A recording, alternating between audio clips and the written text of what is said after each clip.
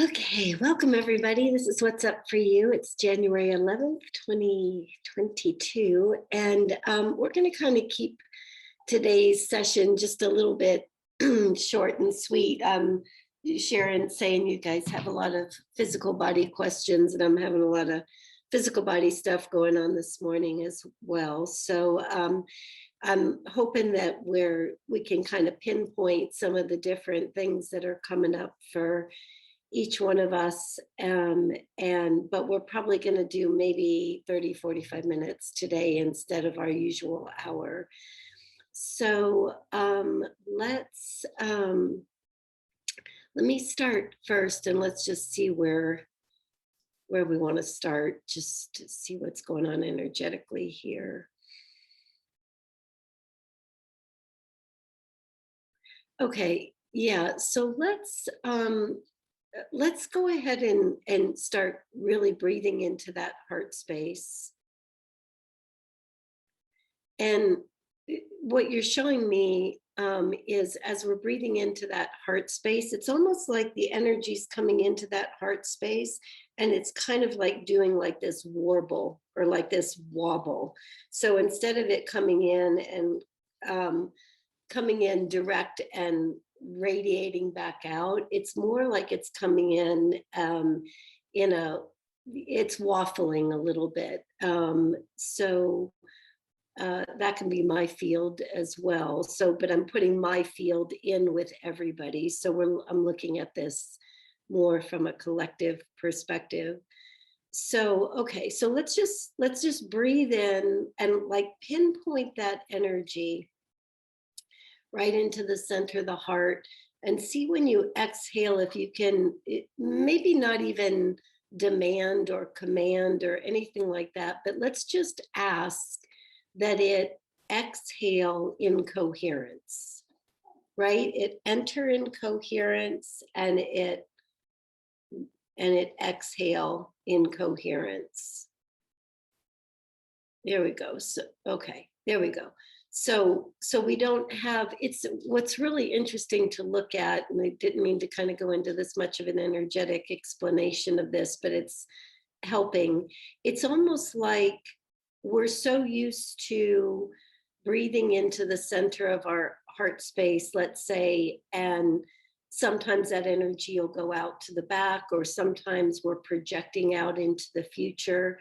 But it's almost like what was happening, it was coming into the center, but then it would go off at an angle instead of going off in concentric circles or off into a perfectly formed sphere, so that we had space, front, back, right, left, up, down, right. So let's try it a couple more times. Let's just breathe into the heart space. And then when we exhale, we're asking that we breathe out in coherence. There we go. There we go. Okay, now I can breathe. Okay, let's try it again. Inhale. And then let's exhale that back out. Just coherent space, 360 degrees around us. Don't have to know why, don't have to know when, have to know how. It's simply just allowing it. Here we go. Okay, cool. All right. All right, that's helpful. Thanks, that's what I needed.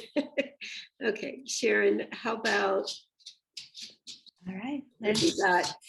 First question is pressure and stuffiness, head, eyes, sinuses for almost 2 weeks. What's going on in my head? Yeah. Let me not know the answer to that question. Let me just find out what you're suggesting that we say back. Yeah. So sinuses, tell me again, Sharon, sinuses and stuffiness in the head and Eyes. And another person agreed with the same thing, but also had aching in the joints with fatigue, but not COVID. yeah. Okay. All right.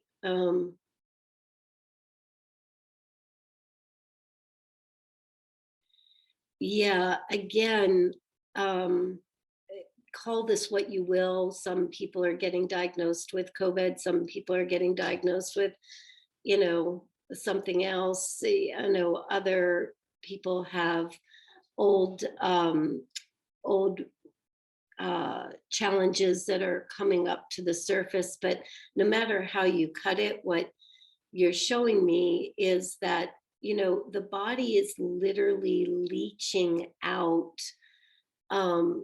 in any way, shape, or form, any way it can. It's leaching out old information that no longer serves it. And so when we have to consider that, however long we've been on this planet, in this incarnation and any number of other incarnations, we've held information fields, information in all kinds of different places and spaces within our bodies. And right now our bodies are the ones that are kind of giving up these ghosts, if you will. And so on the one hand, you want to make yourself physically comfortable. You want to check these things out. You want to see what's needed and what's necessary, and get the support for that. But on the other hand, we also want to be mindful of how that particular pressure in the sinuses, or that particular challenge, wherever it is, how does it actually make you feel? What's actually coming up? Yeah, does it make you feel, like you can't go on? Does it make you feel like you're frustrated or you're irritated? What is it actually bringing up with it? Because the emotional energy, when that is actually pinpointed and addressed, that's the emotional energy is a lot of the energy that is holding that physicality in place. That makes sense? So just don't look at it just from the perspective of, yeah, what's going on physically. I mean, I know I'm going through my thyroid stuff again. It's so out of whack. It's not even funny right now. And what I'm noticing is that the moment that I go into that thyroid energy, it's all this other information is starting to come up about the one that originally had that thyroid condition and that kind of stuff. And again, we can make stories about anything, but I think the bigger piece, or at least the part that I'm really taking from it, is that she had feelings about this. She had things that were unable to be expressed about this. She had things that she was trying to release from that. And it very much of it was wrapped up in the feeling energy of what was being experienced, right? So it's the same thing, regardless of whether it's sinuses or all of it. Yeah. How does it make you feel? And maybe even having a little conversation with that part of yourself. Yeah. So much is wrapped up. It's like there's an entanglement in the biology, in the emotional body. It's all, interfaced right now. I hope that's helpful. Okay, so this one is, my daughter and I are both recovering from COVID right now. My final year of graduate school starts next Tuesday, and I am full of anxiety as I get through being sick, and I am struggling to find motivation to prepare for my semester. I am also full of fear of that I will not be mentally strong after being sick. Mm-hmm. Mm-hmm. So again, it's going to circle back to the same kind of thing. It's again, let's say that the symptomology, the COVID symptomology, and again, personal and collective, the whole world is having this kind of symptomology right now. so the experience, let's say the physical experience is just that. It's the physical experience, right? It's the thing that activates something within you. It's activating something much deeper within you. So that those symptoms that you're talking about, is the fear, the anxiety, the stress, the, I'm not going to be strong enough, I'm not going to be able to overcome those kinds of things. These are all patterns that have been with you since your inception, your conception, probably in this lifetime, and probably also things that you have pulled in from other lifetimes as well. So,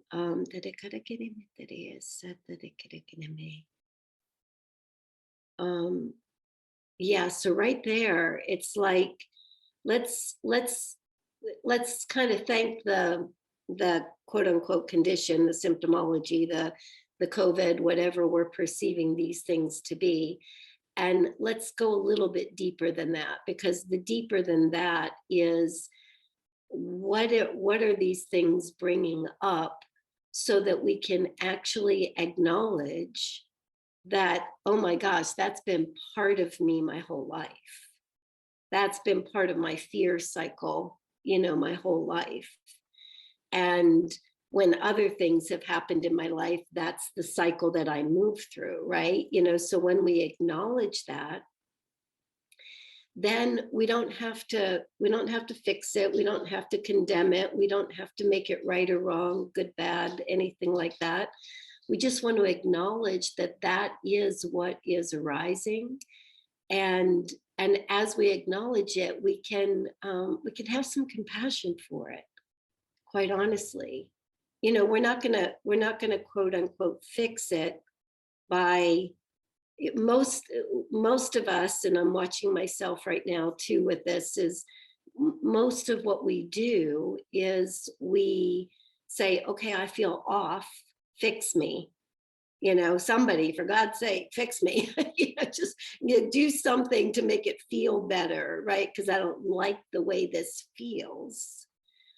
But the reason we don't like the way it feels is it because it reminds us of something that we got imprinted with really early on. We felt that from the very beginning. And we've spent our whole lives, every single time that same cycle comes back around, instead of just being present with it and feeling it and having some compassion for it, we kind of go, somebody stop this, Yeah.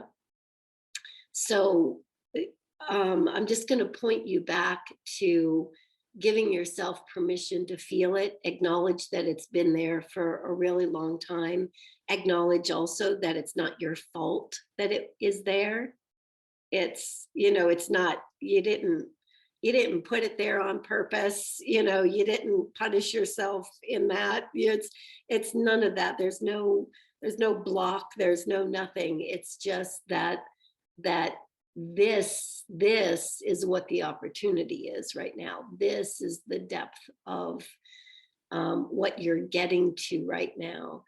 And as we acknowledge these things just have a tendency to just dismantle, dissipate. Yeah. Lots of love. Okay. I and my whole family got COVID. It was an interesting experience for so many reasons. Body asking for a lot of rest and love, and needing to be very conscious of this sanctity Go ahead, sorry. of how she's breathing. Right. Okay. Also feeling pressure, pain in the throat and heart on the tail end of the in-breath. Any messages or input to share?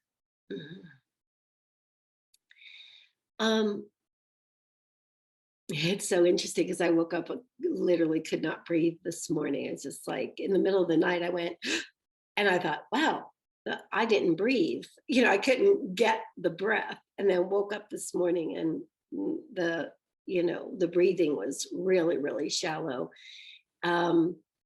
And so I was just sitting with this, between talking to Sharon and talking to you guys. Let me see something here.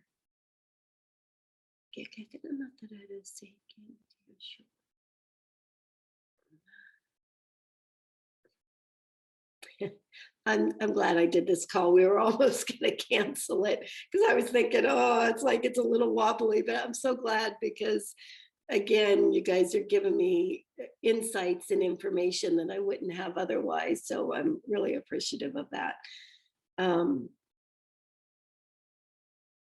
So in this case, again, let's step outside of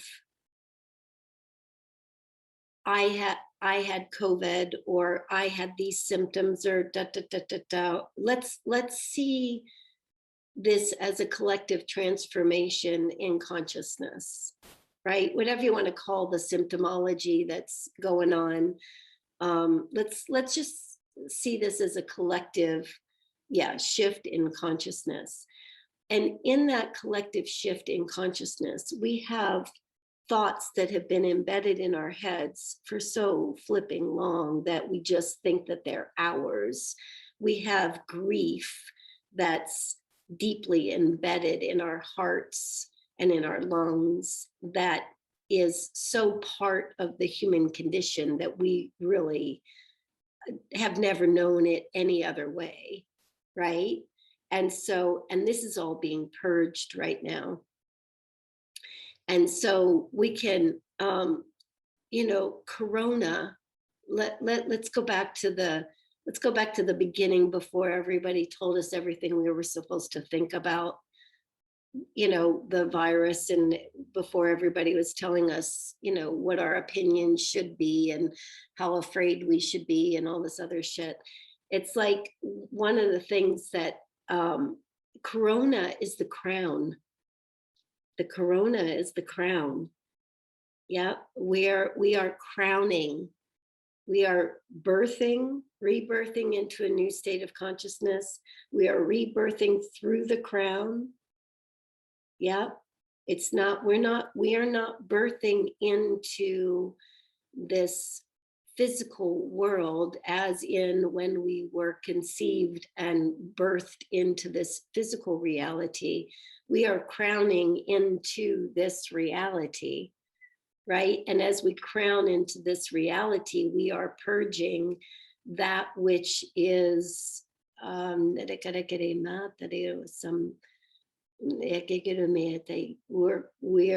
we literally, just like when a baby comes through that birth canal and pushes out all the crap that that they need to get out of their lungs and out of their heads and out of their organs and all that other stuff as they come through. It's kind of the same thing that's happening right now. We are pushing out everything that doesn't belong as we crown into and become one with this new world. Yeah. And so it's a rebirth in many ways. And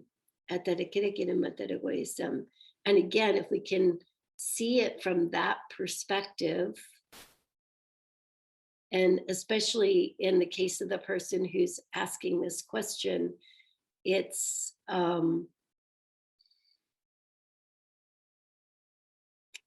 what's coming out is what needs to come out.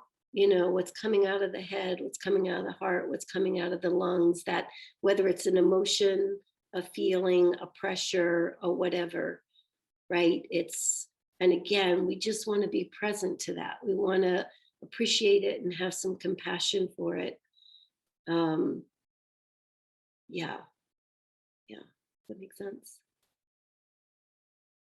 Yeah. In addition, she was just adding that she's experiencing from different vantage points, different addictive behaviors for her to revisit and love herself for it. Yeah, totally. And again, why do we have addictive behaviors? We have addictive behaviors because that's part of our programming. right? It's part of our, as we came into the old world, as we came through and became physicalized, let's say, came into be having this experience, we came in with certain imprints. So again, even whatever we're considering addictive behaviors, whether that's, the way we handle relationship, the way we put things into our body or don't, what, choices that we make in any way, shape, or form. I really want us to understand that that is an imprint, right? And so nobody's wrong because they have addictive behaviors. We have addictive behaviors just like because we're trying to compensate for something that's out of balance or we know is out of balance, right? So again, we can see that it's out of balance. We can know that it's out of balance. We can revisit it. We just want to revisit it without any judgment of it. Yeah. With just love and compassion for the fact that, that's what I did to compensate. Yeah. For being in a really screwed up world. I mean, honestly, watch as we move through 2022 and we just keep finding out just how screwed up, this world, or not the world, not the earth, but the reality of the conditioning, so yeah. Okay, I have two questions. I'm going to kind of combine them together. Two parents are saying that their son is not sleeping at night. One has been for the past 3 weeks and one is just a couple of nights. Both of them are saying they don't see any pain. They don't see any feelings of discomfort.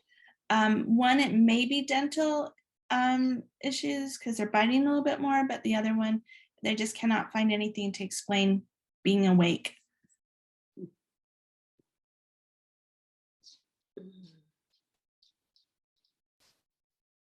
Well, it's two different things. So the one that was talking about the dental piece of things, it's not what you're showing me is it's not so much, or what the child's showing me is it's not so much that it's dental as it is, again, pressure. It's this one's younger, too. And so we want to be aware of the fact that everything is moving. Everything that is physiological is moving, it's shifting, it's changing. And so those plates, right? Those plates are shifting. All of those plates in the head are really shifting and changing. And so it's creating, it definitely is creating some dental pressure, but it's not necessarily that it's like a cavity, or it could be, but it has more to do with the way the plates in the head are shifting. I can't get them out. The other thing I want to say here is that, so again, I want to extend this just a little bit, because although this little one is, those plates are still fairly fluid for younger kids. For those of us who've been around for a long time, those plates are fused, and when they start moving, it hurts. It really starts. We feel the pressure in our head, the pressure in our sinuses. But let's think about it this way. It's like, let's say just even the way we came in our birth, right? So the way we came in our birth, we hold information in the bone. We some of us C-section, some of us breech, some of us, we came in all kinds of different ways, right? So forceps delivery, whatever. So, but what I want us to understand is everything is information. And so if when we came in the first time, if that information is packed into, let's say, our skull, our bones, our blood, our organs, it's everywhere, right? It's like that information is now also releasing. Does that make sense? So as that information starts to release, like for instance, even if I'm going to use my own example. So if I was born with forceps delivery, and that forceps delivery, put information, difficult discomfort, let's say, as this is all reshifting, as this is all releasing and giving up its ghost, let's say, then all of this information starts pouring out of the bone. It starts leaching out of the bone. You can, if something in the dental ridge was off, and then all of a sudden that information that held that ridge together in a particular way starts to release, that ridge is going to shift. Does that make sense? So that ridge shifts, and then all of a sudden, you'll see even, well, I just want to point out that you're going to be seeing some even physical shifts in the way we look, because this information is literally leaching out of the bone. It was imprinted one way and it can't hold that position anymore because the frequency is too high now for it to hold that position. So it's going to leach out. Yep. And for little ones, when there's, the slightest little thing, when things are moving around like that, they're going to feel, they're going to notice, right? So in the case of the one that's more plate related, dental related, then, something that does soothe physical discomfort, like literally something that can, take the edge off, whether that is, arnica or something along those lines. And if something like that doesn't work, you can go a little bit stronger, but you just want to take off enough of the edge, because this one's just really feeling all of that stuff going on in the head, right? So, and we just want to make it as comfortable as possible, because it is going to leach out. It is leaving. The vibration's way too high for this stuff to stay imprinted in our bodies anymore. So it is leaving. We just need to make ourselves as comfortable as possible in the transition of it. So the other one who's not sleeping,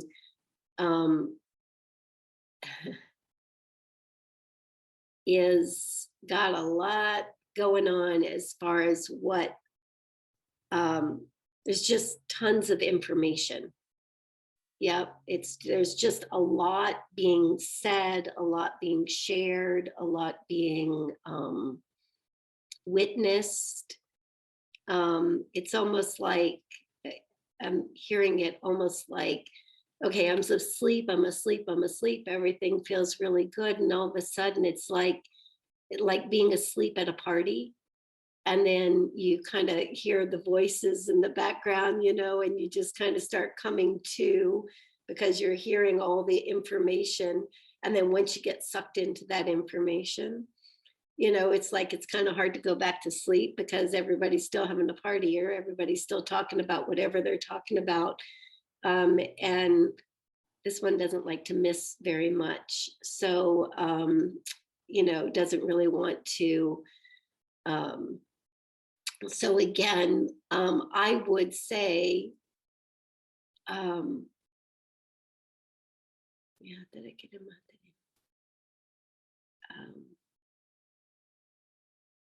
Just like you would take a child and pull that child from a party, and helping them calm back down before you were asking them to go back to sleep. It's almost like you have to almost reorient this one so that, yeah, I would envision it like that. They woke up because they heard the voices of a party, other information, and that information is interesting to them. And so, you want to give them a few moments with that information, and then you want to pull them back to something that's soothing and comforting and nurturing. And, and I would also ask this one what um, if they remember some of the things that they're hearing about. Yeah. Um, yeah. So it's like, if it's, yeah, it's like they're just dealing with tons and tons of information and trying to figure out what to do with that information, and maybe even being overstimulated by that information. But instead of negating the information, because you're not going to be able to do that, they're not going to not pay attention to that information, because quite frankly he just has access to that information. So instead of making it wrong or bad, we're gonna acknowledge that he's hearing whatever he's hearing, experiencing whatever he's experiencing, and maybe just start to adjust to what parts of that information are beneficial for him and what parts of that information are not, right? So that he can start, you know, soothing himself back into that sleep state. Yeah. Over the past week, I have developed an intense need to move from our current home. It's almost as if it came out of nowhere. I do not want to create stories because I could come up with many. Could you help me shed some light on what I'm trying to integrate or avoid? Or no, maybe it's not, it's not what you're avoiding, or maybe it's what you know. Maybe what you know is that the the space and the place that once might have been able to hold you the way it held you doesn't hold you anymore. It's not, let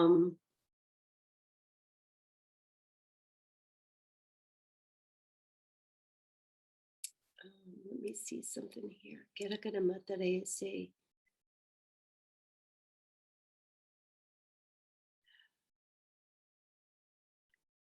Yeah, it's interesting, because the energy that I get is almost like, when you're crawling in your own skin. It's like, oh, get me out of here. It's like, gotta go, gotta go, gotta go. And so again, it doesn't have to be a negative, it doesn't have to be a bad, that wherever you currently are doesn't hold you the way it has held you in the past. Yeah, and so can that be first and foremost an exploration in, okay, well, how am I feeling in my body? Where does that feel uncomfortable? And then spend a little time there, but then spend an awful lot of time in what does feel comfortable. What does feel comfortable, because it's almost like what I'm hearing your body say is there's something that your body knows, there's something that your body knows will make it easier for itself, to move through this transition, and it's just trying to settle into or find that placement.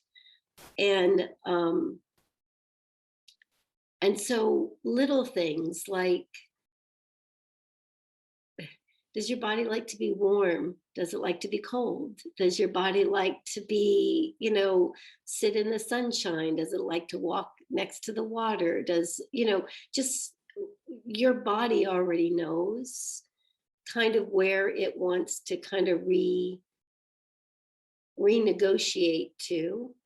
And sometimes just giving it that, as just asking it, what is it that you like? What is it that you want? Where do you, that can put enough energy in that it can make your body stop feeling like it wants to crawl out of its own skin, kind of thing. Because there's the physical part of it, and then there's the locational part of it. So I would start there. It's like, okay, this feels good in the body. It also, there's something also for you about really recognizing that you have the power to put yourself in that position, regardless of whether you physically pick up your body and move to a new place or not, that you have the capacity to put yourself in an environment, in an energetic environment that feels just right for you, no matter where you are. Yeah. And you may very well choose, or by doing that, you may very well move to a different location, but it won't be because, as you were suggesting, that there's something quote unquote wrong. It'd be because of that vibrational frequency just moves you to that right place, because that's what you're giving yourself. And the outer landscape is going to have to match that inner landscape. Right, last question. Sounds good. Okay, let's see. My son's OCD is making him stay up into the mornings by using his phone or reading to keep himself up, so that he can be up to perform certain rituals, which then means he's sleeping into the afternoon. This has been going on for a long time, and he asked for a therapist to help with his OCD because he feels like he can't live with it anymore. Their appointment is coming up. Do you have any other thoughts that can help support him? The first thing that really shows up is that what I'll say is he's getting to a pivot point because he's the one asking, because he's the one choosing the support, let's say, right? He's the one that has quote unquote had enough of that kind of experience, and therefore really likely that he's already, several steps into that balance point, right? Again, a lot of, we get there when we get there. We get there when it's uncomfortable for us. We get there when we're able to go deeper, or willing to go deeper, or it's time to go deeper. And that very much feels like he's kind of reaching that tipping point, or has reached that tipping point. So that in and of itself is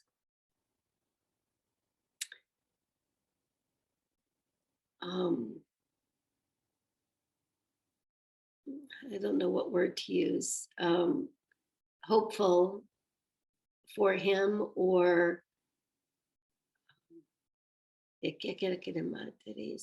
like he already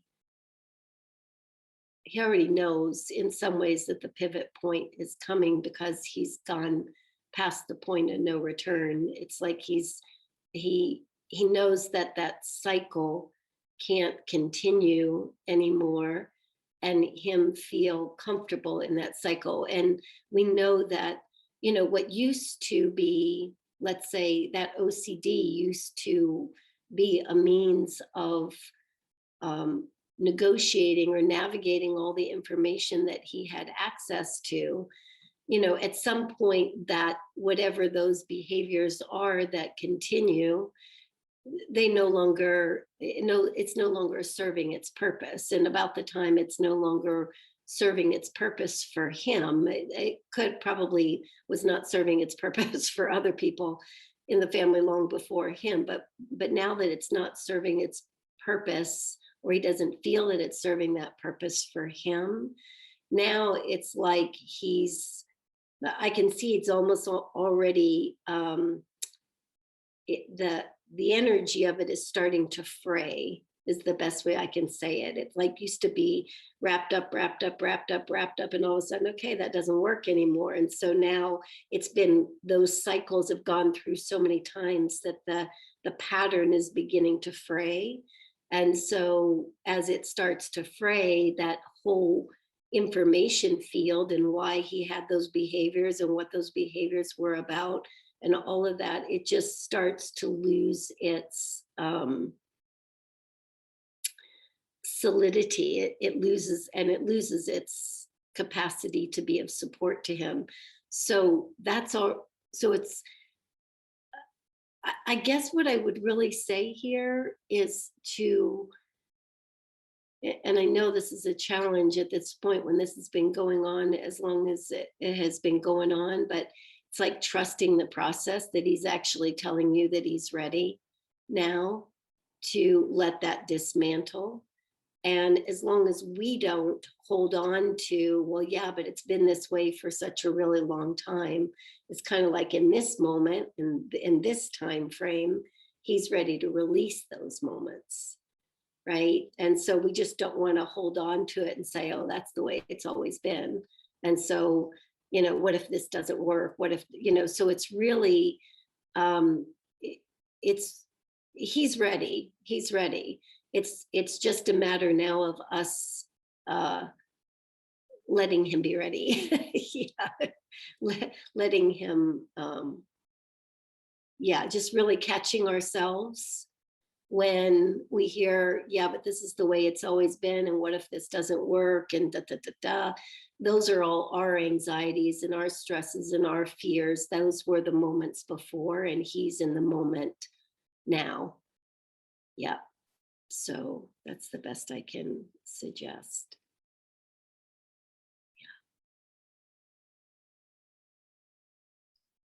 Do you want one last question? Yeah, go ahead. Let's see. Everything you've been saying very directly speaks to my experience. Feeling and seeing the patterns underneath sinus digestion, home, overwhelmed, around not digesting and emotions not mattering, not being welcome, especially the piece about believing I'm not empowered to take care of myself. Grateful for the clarity and the message about the collective element in all this learning. Learning to allow and to be with myself, even in the tendency to react, to avoid or fix. Can you give me any insight on how to support my efforts with self-compassion? More self-compassion.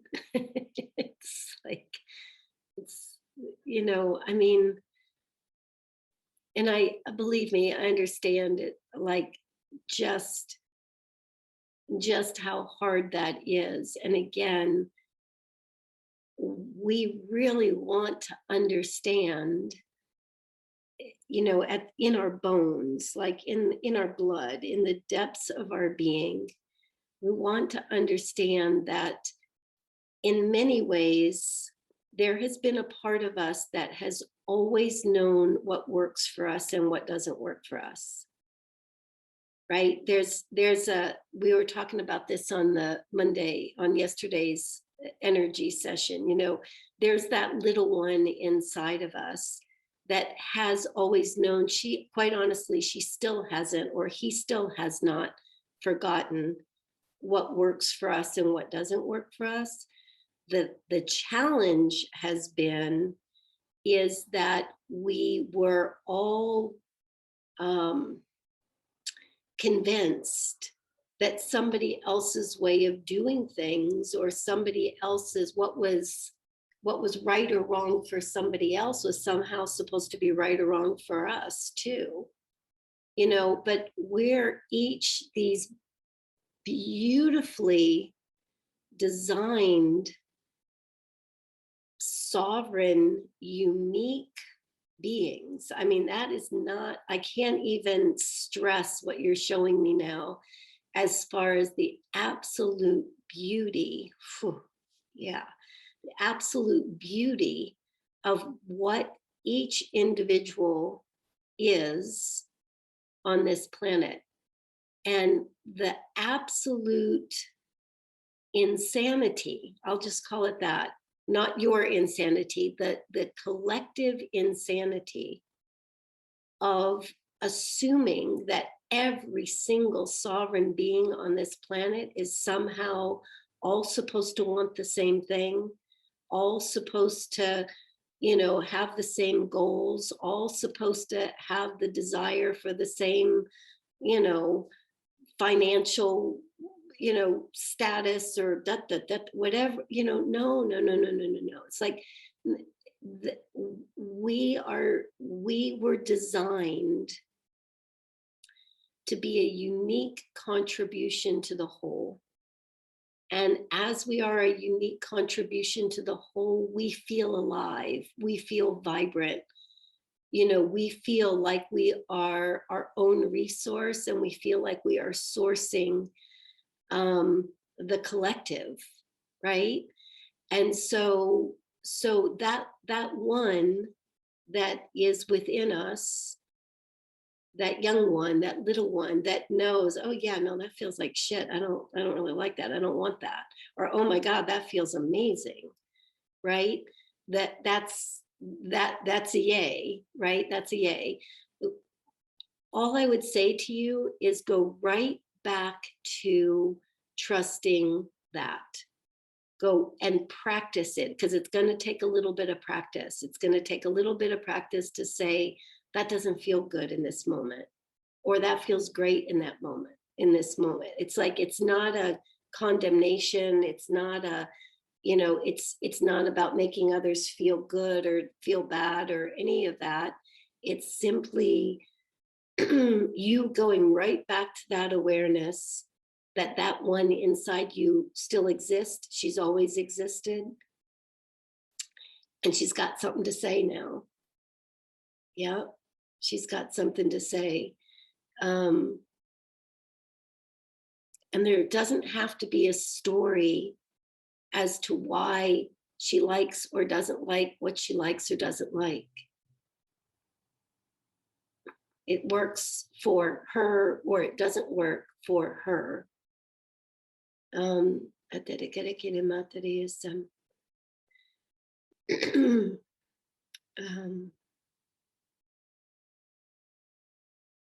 Just looking at one more thing here. Hold on a second. We all just want our voices back. It's like, and whether you call that, somebody else telling us how we're supposed to be, or when we're supposed to be it, or where we're supposed to be it, or whether we're supposed to have this or have that, or not have this or not have that. It's like, again, there's just not, this is really important, because when we honor that, our innate voice naturally comes back, right? And when you very first start doing this, you're going to find out just how conditioned we all are, right? To kind of go, oh yeah, no, it's like, that doesn't feel good, but can I actually say that that's not for me right now? Or can I actually back up from that? Can I actually, yeah, it's, she knows, and she's like, she's just working it out as best she can to have that voice again. And so let's start incrementally and just keep giving it to her. Yeah. I mean, don't you want to live on a planet where everybody is sovereign unto themselves and is just taking full, taking what they know to be true for themselves and living by that 110%.